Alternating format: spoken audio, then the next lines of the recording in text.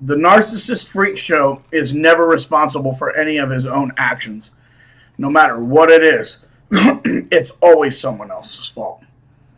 If I go, not I, but I'm assuming that I'm the narcissist, I'm being hypothetical, and I'm raging and writhing inside because God's not down worshiping me for all my brilliant whatever, and I take it out and I slap somebody, just some innocent bystander, I slap them, you must be punished.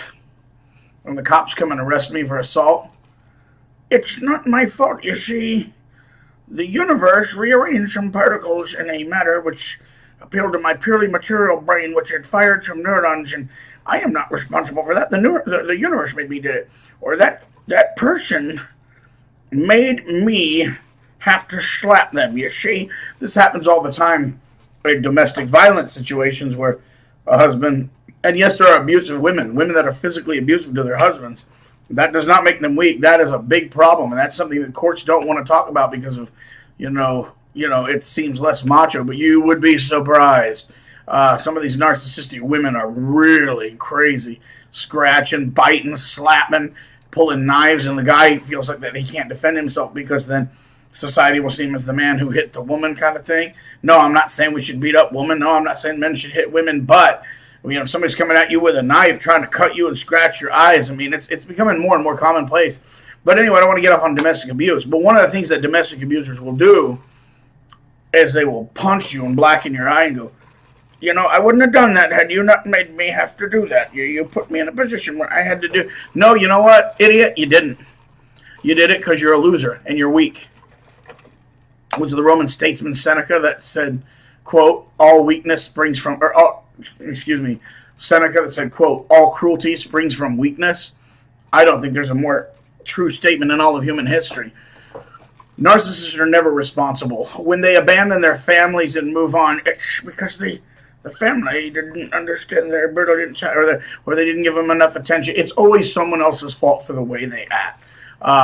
They're always the victim. They're always the victim. They could go down and shoot up a church and somehow, often they're very persuasive too. They could go gun down a church and somehow convince the court that they're the poor victim and that they were oppressed and poor pitiful me, you see, and then the courts will empathize. So why everybody else is laying in a puddle of blood, dead. Everybody's like that poor pitiful narcissist. We see this all the time with rape. Sadly, when a woman gets raped, before you know it, the sociopath that did it hasn't convinced that she was asking for it. Maybe it was the way she dressed. Maybe she was weak and gullible, or maybe her body emotions were asking or leading him on, and so it's really her fault that he acted the way he did because the rape victim put him in. That poor pitiful rapist, the poor who's always the one who was raped.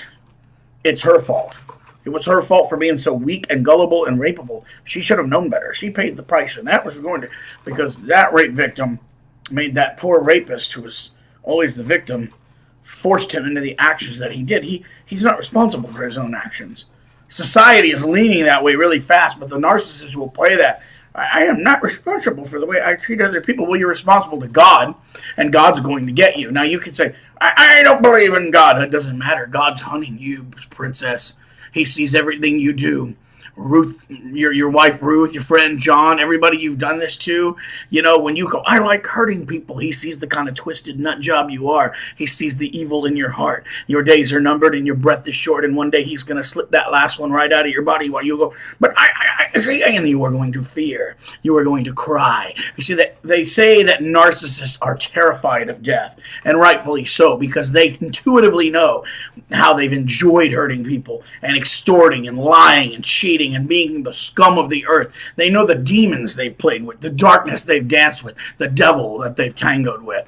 And that same devil is their destroyer, the destroyer of their soul. They know what's coming. They can hit themselves in the head and go scientific particles all they want, but they know that as they get older, they look in the mirror, their beard gets grayer, their skin gets wrinkled, the strength they had isn't what it once was, their mind's not as sharp, they're approaching the reaper, they're approaching the tombstone, they're about to have a date with the worm, and they know it. That will be the ultimate justice, because death is the great equalizer of all mankind. All mankind is equalized in death. And then God judges the souls of men. And of course, as a Bible-believing Christian, you know where I stand on that. However, I'm going to do another video on narcissists and God. But the whole idea of purity and empathy for others escapes the narcissist sees that as filthy weakness, and that's they really are nuts, and they're very evil. They're very evil creatures. They are, but they're never. That's one of the big signs of these people that lack empathy is that they are never responsible for their own actions. It's always someone else, a person, a circumstance, society, the wind, TV, whatever. And I do think that there's a lot of bad influences on TV, but people are responsible for their own actions. And when you fail to hold them accountable for their own actions as a society, you're helping to create little narcissists. They could go and they could go to a train track and level it with dynamite and just kill everybody inside, and somehow that poor pitiful me. It was nature's fault. Oh, you poor pitiful, really? I'm not responsible for what I did. They made me have to do it. You see, you just don't know. Well, God knows, and He's going to come for you.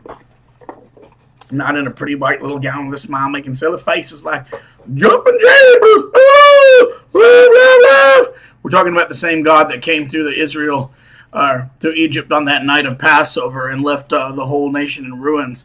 There were so many dead that they couldn't bury them all. There was plague and disease and death everywhere. You think you can beat God, you little pipsqueak? See, I watched Carl Sagan. Carl Sagan's dead. Isaac Asimov is dead. They're all dead. And it's inevitable. You got a date with the equalizer. You say, I will tell this God, I will not have it. Then all his flesh is to be grass. Behold, all flesh is as the grass. You can make excuses, but on that day there will be no excuses. But I will tell him, you won't tell him anything because you'll shut your mouth with your mind. You won't be able to open your lips. Your mind won't be able to function. All you will be able to do is receive your judgment. You will not even have the faculties to say anything back. But my foot itchy. Yarg. Evil people. But they're never responsible. 6 million Jews Adolf Hitler killed, and what is it they said? The Jews are the cause of their own misfortune. It was them that made Hitler do that. Stalin killed, I don't remember how many million, but I'm sure it was the people of Russia's fault that made poor Stalin do that. You just don't understand. You just don't understand. It's the way these whackers think. Sad. It's scary. Later, guys.